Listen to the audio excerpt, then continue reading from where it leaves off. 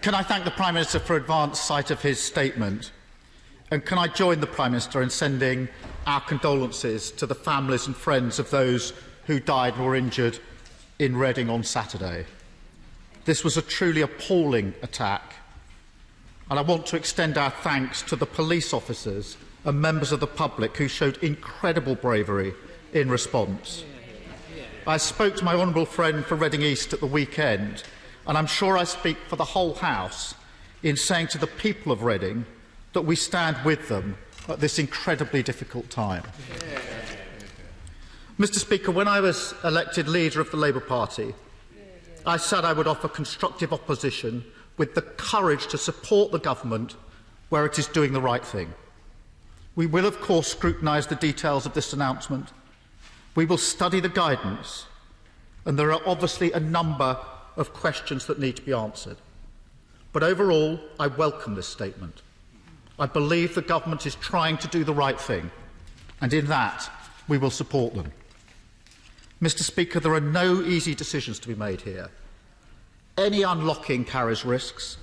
It has to be phased, managed and carefully planned. It needs to be based on scientific evidence, properly communicated, accompanied by robust track and trace systems, and there must be support for local councils and communities to respond quickly and decisively if there are any fresh outbreaks. But there are risks of inaction as well, of keeping businesses and schools closed, of keeping our economy closed, of keeping families apart, and we all need to recognise that today. I do have a number of questions about the basis for these decisions, which I hope the Prime Minister will address in a constructive way. First, the scientific evidence. I listened carefully to what he said about the 2-metre rule and the 1-metre rule. Can he assure the House that the package of measures is agreed by SAGE, the Chief Medical Officer and the Chief Scientific Officer? And what assessment has been made of the overall impact on transmission of the virus and on the R rate, both nationally and, of course, regionally? On the prevention of a second spike and reintroducing measures if needed, the Prime Minister knows local authorities will have to be central to that, but they need the resources and the powers. So what additional support is he providing to councils, and what new powers for swift local lockdown will be needed should there be a spike in infections? On protection of those working, particularly on the front line, we all want people to go back to work, but it has to be safe and standards have to be enforced. So what enforceable measures will the Prime Minister put in place to give confidence to those returning to work? And on support for businesses, these changes are necessary, but they will be complex, and many businesses have already spent thousands of pounds preparing to operate at 2 metres. These changes will be particularly felt by small businesses and on the high street. So what support can be given to them to address this? On the question of schools, I do think it's safe for some children to return to school, and I completely support that. The question is how quickly can we get all children back to school safely? The sooner, the better. It was the Education Secretary who told the House on the 9th of June that it would not be possible to bring all children back to school before the summer. And one of the reasons we support today's announcement is because it will make it more possible and easier to get children back to school quicker. We will support that, and my offer to work with the Prime Minister on this still stands.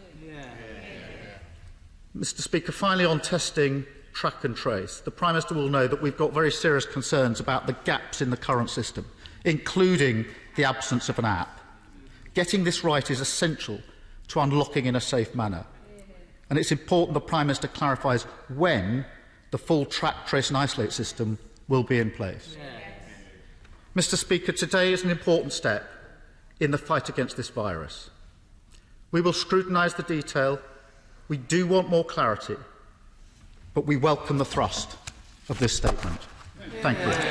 Well, thank you very much, Mr. Speaker, and I'm very grateful to the right honourable gentleman for the spirit and the manner and the constructive way in which he has responded. And just on his points, may I just say that we do believe that all 5 tests have been met, as I said, and that means that the Chief Medical Officer, the Chief Scientific Advisor have been intimately involved in every stage of developing this programme, and they do believe that it is a programme, the step in our plan that allows us to go ahead whilst meeting that crucial test of not triggering a second wave.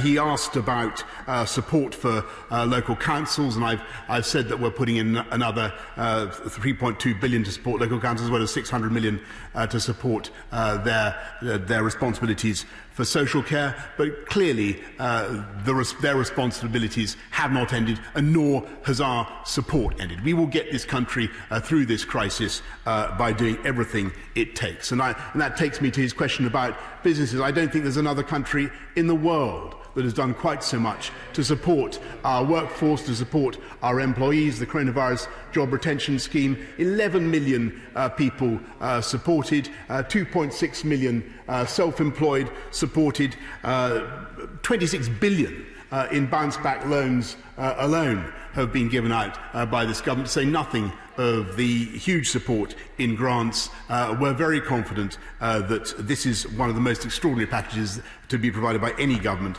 around the world, and we will continue to support our businesses. He mentions track and trace and isolate. And no country, yes, of course, it's perfectly true that it would be great to have an app, but no country currently has a functioning track and trace app. And the great success of NHS Test and Trace, is that, contrary to some of the scepticism that we heard, alas, from the opposite benches, it has so far not only contacted 87,000 people who have been in contact with those who have coronavirus, but they have elected voluntarily to self-isolate and stop the disease from spreading in the community. And that is a fantastic success by our NHS Test and Trace operation. And we will continue to develop and improve that test and trace operation so as to crack down on local outbreaks and enable our country to go forward. And may I finally say how welcome it was, Mr. Speaker, to hear from the, there you are, Mr. Speaker, to hear from the Right Honourable Gentleman that he actively supports children now returning to school, and that he believes that returning to school is safe. I think he said that, but I don't want to accuse him of a U-turn, Mr. Speaker. But there is more joy in heaven over one sinner that repenteth, and so on. It's great. It's good to have his support on that matter today, and I welcome the spirit and the manner in which he has responded to this statement today. Thank you.